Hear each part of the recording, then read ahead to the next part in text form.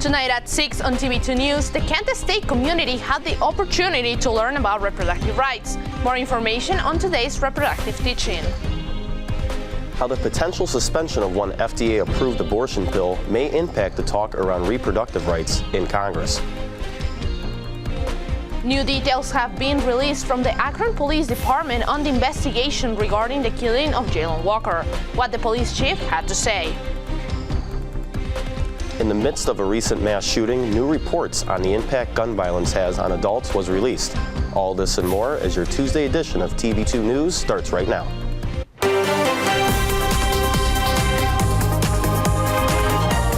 This is TV2 News. Good Tuesday evening in Portage County, and thank you so much for joining us. I'm Nuried Hurtado. And I'm Anthony Zacharyasz. We start tonight with the Kent State reproductive rights teaching held on campus today. Our own reporter, Gabby Jonas, went to the event and has more details on it. Hi, Gabby. Yeah, hi guys. I went to the reproductive health and reproductive justice teach-in today where I spoke to faculty and students about their mission and informing the community about reproductive rights. I don't think I can overstate how dangerous things are getting right now. As Roe v. Wade was overturned in June of last year, faculty, staff, and students came together in the Student Center to host their first ever reproductive justice teach-in.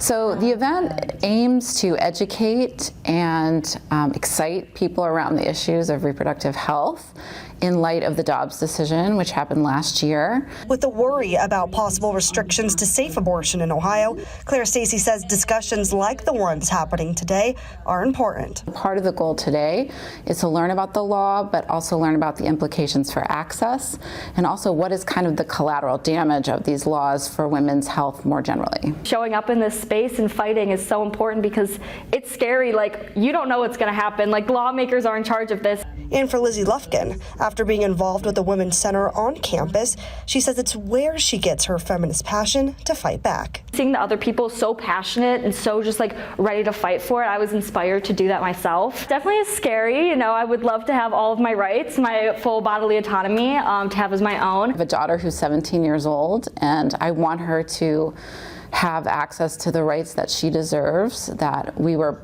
given in 1973 with Roe. And with hope for a better tomorrow. As a woman and being here, it's kind of standing up for other women too and being able to be that voice that others can't be. So it's really important as a woman to just be here in the space and lead others who maybe can't lead themselves. Now in Ohio, abortion is still legal but could face challenges with lawmakers in the coming future. For more information about surrounding reproductive health issues can be found at Reproductive Health Collective at kent.edu. Reporting for TV2 News, I'm Gabby Jonas. Thank you, Gabby. So one of the most common abortion treatment pills in Ohio could be banned here and across the country by the end of this week. This comes after a Texas judge just ruled against the pill's approval by the FDA. Medication abortion usually happens using a two-drug regimen, one of which is mifepristone. 45% of abortions in Ohio were carried out by this method in 2021, according to the Ohio Department of Health's abortion report. President Biden quickly commented on the judge's decision today. And on the abortion pill ruling, what are your thoughts? My thoughts are it's completely out of bounds what the judge did. Thank you. Thanks, sir. Mifepristone might be unavailable nationwide by the end of the week if there's not response to requests for a hold on an order that would suspend FDA approval of the abortion drug. Texas federal judge Matthew Kaczmarek ruled the FDA should suspend approval of the drug, saying the agency didn't consider the trauma and stress women can suffer from ending a pregnancy. However, officials from biotech and other companies signed a letter backing the FDA's right to, quote, regulate safe, effective medicines for every American.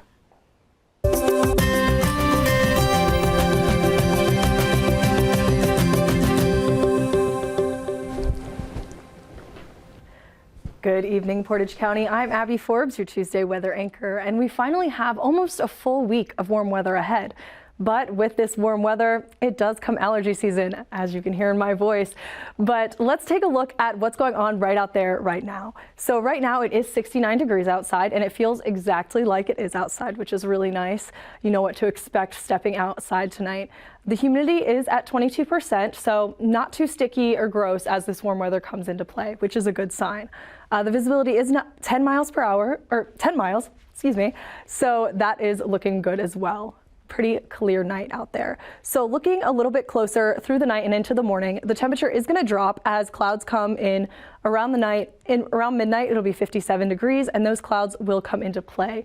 Also, as we wake up tomorrow morning, the clouds will part a little bit and we'll see a little bit more of that sun, but it'll still stay a little bit cooler at 56 from how it is tonight. So looking closer at tonight, right after the newscast, it's going to be about 67 degrees, mostly cloudy with 26% humidity. So not too bad out there, still staying pretty nice outside tonight.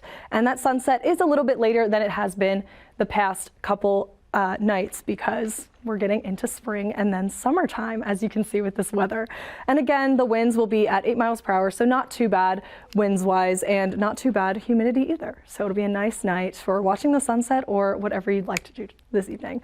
But that's all I have for right now. Later tonight, we'll be talking about the weather for the rest of Ohio and into the rest of the week.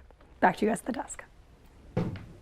Thank you, Abby. The Flash Activities Board is hosting a spring egg hunt today. 5 hit 1,500 eggs all around Central Campus earlier this morning. Eggs contain prizes ranging from candy and stickers to voucher slips for a Nintendo Switch and projectors. Many of the main prizes were already found a couple of hours later thanks to the hints on Fab Instagram stories. Looking for some professional clothing and better yet, not have to pay for it? Go check out the Career Closet pop-up shop located on the first floor of the Kent Campus Library. Inside the library, the shop is next to the Student Accessibility Services Office. The shop will stay open until April 16th and is made possible by the Career Exploration and Development Department. Kent State research faculty showcased their work in data, education, and disaster at the Spring Semester Research Innovation Forum. Christy Balai, Rick Faraday, and Lydia Rose presented their work on ecological data, emerging technologies, and the acknowledgement and epistemology of ignorance. Kent State's Office of Student Research will present its annual undergraduate symposium on research, science, and creative endeavors on April 17th in the Student Center. Now going to Akron, the investigation on the death of Jalen Walker is still ongoing and causing a lot of conversation across the state. Our correspondent Anthony Leonardi has more on the details after an Akron police chief spoke about the deliberations on social media. Hi, Anthony. Thanks, guys. The Akron police chief gave a statement on Facebook yesterday regarding the investigation into the death of Jalen Walker by Akron police. In order to ensure impartiality, I decided to have an independent investigation into the shooting. And we're at the point now where facts and evidence have been gathered, the report has been concluded, and we are moving into the next phase of the process. Today, a special grand jury will be selected and seated to hear the evidence.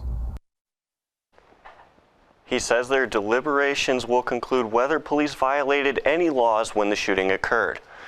In his statement, he also mentioned conversations the department has been having with City Council.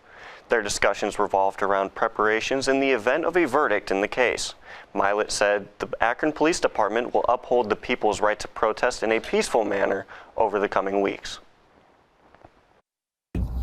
The Akron Police Department will be prepared in the event protests occur in the city.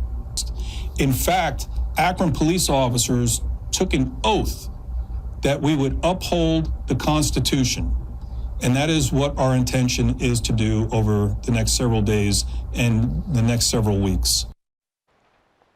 Milet continued saying, in the event of protests, they will work hard to protect, quote, everyone who exercises their constitutional right to peacefully protest. Reporting from the Franklin Hall studio, I'm Anthony Leonardi, TV2 News. The Ohio Senate seat will have a competitive race during the next election cycle. Who is running to face off against Senator Sherrod Brown during the 2024 election? Well over a year later, see how the Russian invasion against Ukraine has impacted the region. Tomorrow's news leaders. Today's top stories. From an award-winning student newsroom. This is TV2 News, truly Portage County. Welcome back. Manhattan District Attorney Alvin Bragg is fighting back against Republican House Judiciary Chairman Jim Jordan. Bragg is suing Jordan over what he calls a transparent campaign to intimidate and attack the district attorney and interfere in his office's case against former President Donald Trump. Last week, a grand jury handed up a 34-count indictment against Trump for a hush money payment scheme to keep adult film star Stormy Daniels quiet about an alleged affair just weeks before the 2016 presidential election. Trump has denied the affair and any wrongdoing. Too much, because you don't get a lot of these. He's doing a form with Tim Ryan. Is that a bad joke? Oh, he threatened me too. He threatened you after he threatened me. An Ohio GOP businessman, Bernie Moreno, has filed paperwork to run for Senate in 2024. Moreno's bid could put him up against Democratic Senator Sherrod Brown in what's likely to be a highly competitive race this election cycle. Moreno was part of the political campaign for a Republican Senate seat last year, funding it with millions of dollars from his personal fortune before dropping out ahead of the primary. Senator Brown will be seeking his fourth term, and he'll be looking to hang on to his seat in the Senate.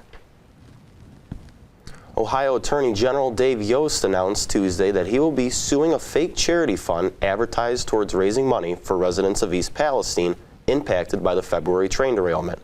Yost called the fund a, quote, sham that already has pocketed an estimated $141,000 that was raised, but over $100,000 was already spent on fees. The website for the fund has been taken down after the lawsuit was filed, and the fund's coordinator plans to donate to a food bank.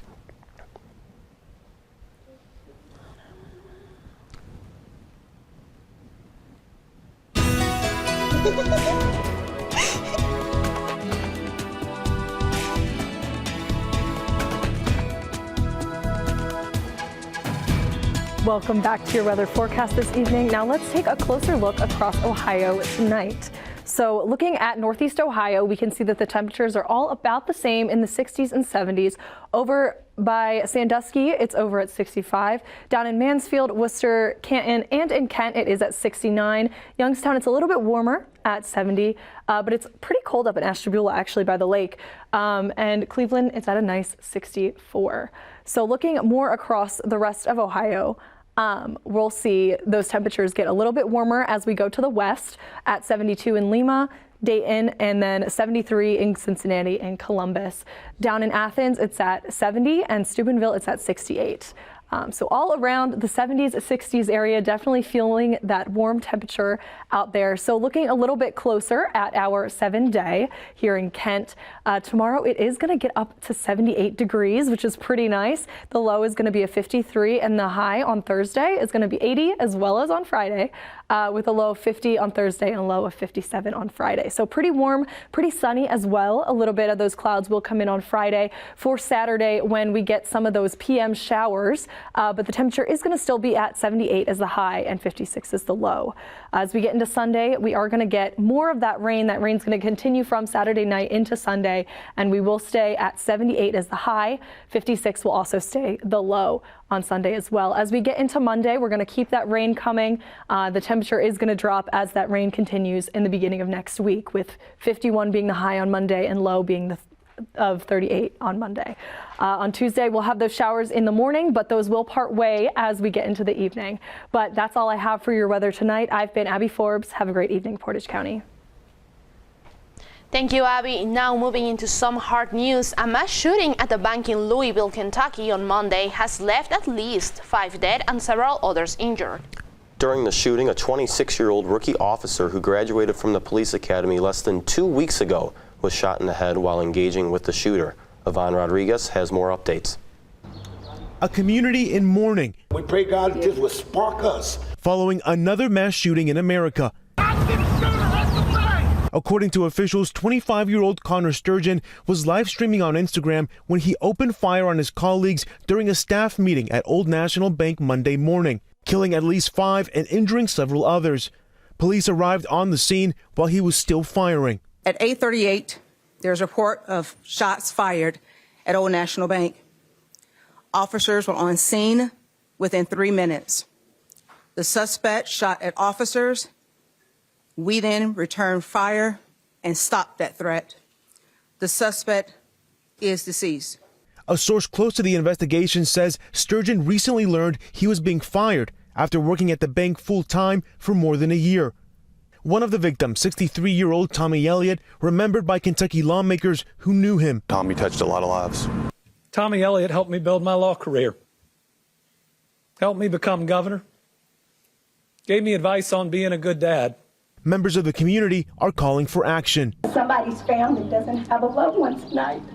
After yet another shock of gun violence. And my worry is that everybody will raise their fist in anger and mourn, and then in 6 weeks, 8 weeks, we go back to doing the same nothing. Now, according to a survey from the Kaiser Family Foundation, nearly 20% of adults have had a family member killed by a gun, and the same amount have been personally threatened by a firearm. Also, about 17% of adults have witnessed an injury from a shooting, and 54% of U.S. adults say they or a family member have ever had one of these experiences. This comes as a record number of people are dying from firearms in the U.S. The CDC reports nearly 49,000 gun-related deaths in 2021. President Biden Monday signed legislation that ended the national emergency for COVID-19. It was initially implemented more than 3 years ago when Donald Trump was president.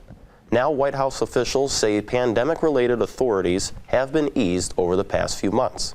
The public health emergency put in place because of COVID-19 is set to expire on May 11th, which was the original date the Biden administration planned to end the national emergency. Going overseas, more than 11 million refugees from the war in Ukraine have fled to Poland since Russia invaded in February 2022. Poland's European Union representation tweeted on Tuesday saying that around 87% of those crossing the border are women and children. The United Nations High Commissioner for Refugees reported in April that just over 10.6 million people had crossed the border, meaning that nearly 400,000 people have traveled from Ukraine to Poland in the last week. Always very important in this war to have information support, and we just spoke about it with our team that last time when you've been here you had some very important messages to our business authorities. I mean, that is also very important. A meeting between British billionaire Sir Richard Branson and Ukrainian President Volodymyr Zelensky took place in Ukraine's capital city of Kiev yesterday. Branson is an ambassador for United 24, Ukraine's official fundraising platform that launched last May and looks to help rebuild the country. Branson said the purpose of the meeting was to meet and listen with the president and people impacted by Russia's invasion. Today is the perfect day to celebrate your furry or maybe scaly friends. More on National Pet Day later on. The Cleveland Guardians hosted the New York Yankees last night for the first game of a 3-game series. Find out how it went after the break. And now, your TV2 Sports Report. How's it going, Portage County? I'm Michael Neenan here with all the local and not quite as local sports news. So I say we jump right in, because starting things off, the Kent State baseball team plays against Pittsburgh at home. Coming off a 3-game series sweep against Bowling Green, the Flashes take another break from conference play. Tonight's game comes as a rematch of last month, where the Panthers defeated the Flashes by a score of 8-3. Kent State currently boasts a 9-3 record in conference play and a 21-10 record overall. The game started at 6 o'clock, so let's see how the Flashes are doing, because currently it is tied at 0 at the bottom of the first. Currently there are 2 outs, and looks like the top of the second is just about to begin. But you know what? Let's look at some more baseball, because we move on to Progressive Field, where last night the Yankees took on the Cleveland Guardians. At the top of the first, with the bases loaded, Giancarlo Stanton doubles off the fence, which allows Gleyber Torres and Aaron Judge to run in for a score. Yankees take a 2-0 lead. Now let's move on to the bottom of the fourth. Mike Zunino, he hits a ground ball to left field. This gives Josh Bell enough time to score. Zunino would make it all the way to second base to make it a double. Now, still at the bottom of the fourth, Ahmed Rosario, he hits to center field, but the Yankees are able to make a double play out of this to close out the fourth inning. And in the bottom of the seventh, Josh Naylor hits a fly ball to center field, and it gets caught by Aaron Judge, but it gives Stephen Kwan the opportunity to score. The Guards lead 3-2, and the top of the ninth, with 2 outs, Franchi Cordero strikes out, and the Guardians would go on to win 3-2 and improve to 7-4 overall on the season. Now, tonight, the NBA play-in tournament begins between the 7 and 8 seeds from both conferences. The winner of each match will clinch the 7 seed in the playoffs, while the loser will have to play the winner of the 9 and 10 seed games for a chance at the 8 seed. The first game tips off at 7 between the Miami Heat and Atlanta Hawks, and the second game is scheduled for 10 between the Los Angeles Lakers and Minnesota Timberwolves. Be sure to catch both games on TNT. Well, that's all I have for today. Be sure to follow our socials at TV2 KSU Sports for all sports-related updates within the area. I'm Michael Neenan, and let's get right back to the news. Princess Peach got her own song after making it to the big screen, and the movie Flashdance is doing grossing well after being released. More on today's Hollywood Minute. Today is a great excuse to pay special attention to your best animal friend to celebrate National Pet Day. Some people prefer dogs and cats, while others prefer birds or snakes. Whatever animal companion brings you joy, take some time today to make sure you are providing the very best environment for them.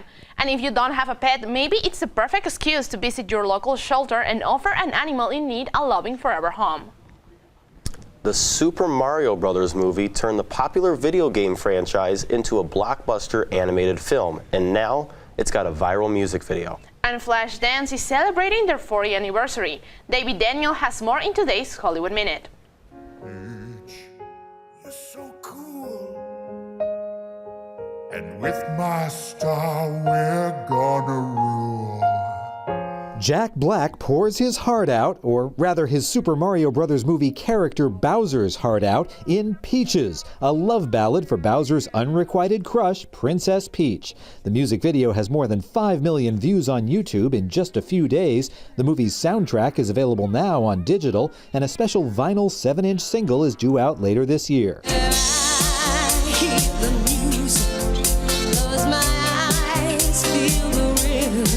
Flashdance is 40. Director Adrian Lyne's 1983 romantic drama dazzled audiences with its music, dance sequences, and young star Jennifer Beals, even if critics weren't as impressed. But what was lovely was that people would ring me up and say, well, you know, they're dancing in the aisles, in the movie theaters, you know, in like Times Square or wherever. Flashdance wound up the third highest grossing movie of the year. To mark its 40th anniversary, the film is out for the first time on 4K Ultra HD. What a feeling. In Hollywood, I'm David Daniel. So, Anthony, what is your favorite Super Mario Bros. Character? I mean, the classic is Mario, but I would say mine would be Yoshi. Yours? I like Peach or Daisy. I usually choose them when I like to play that. So that's really cool. But like, do you have any pets?